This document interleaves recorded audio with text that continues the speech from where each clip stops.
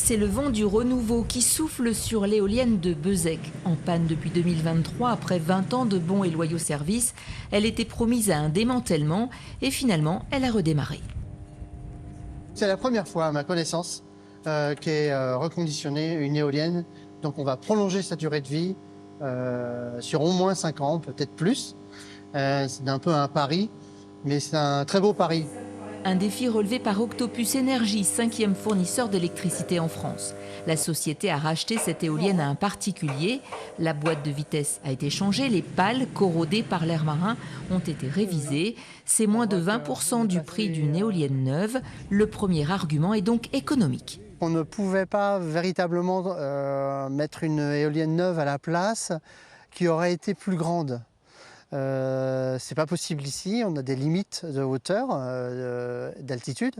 Et donc, du coup, on changeait une petite éolienne par une autre petite éolienne neuve, ça coûtait très cher et au niveau économique, c'était pas le meilleur choix. Une opération test sur un marché en croissance car de nombreux parcs éoliens seront bientôt en bout de course. Leur donner une seconde vie présente un gros avantage, ils font déjà partie du paysage. Ça peut prendre 8-9 ans pour avoir un permis et un tarif pour développer son projet.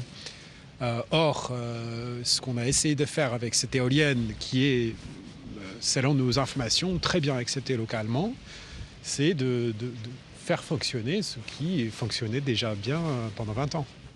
Avec une capacité de 1,5 MW, l'éolienne de Beuzec pourrait alimenter 500 foyers répartis sur une dizaine de communes à la ronde. Et plus il y aura du vent, moins ce sera cher pour les consommateurs. Apparemment, il y a des créneaux à 20% et des créneaux à 50%.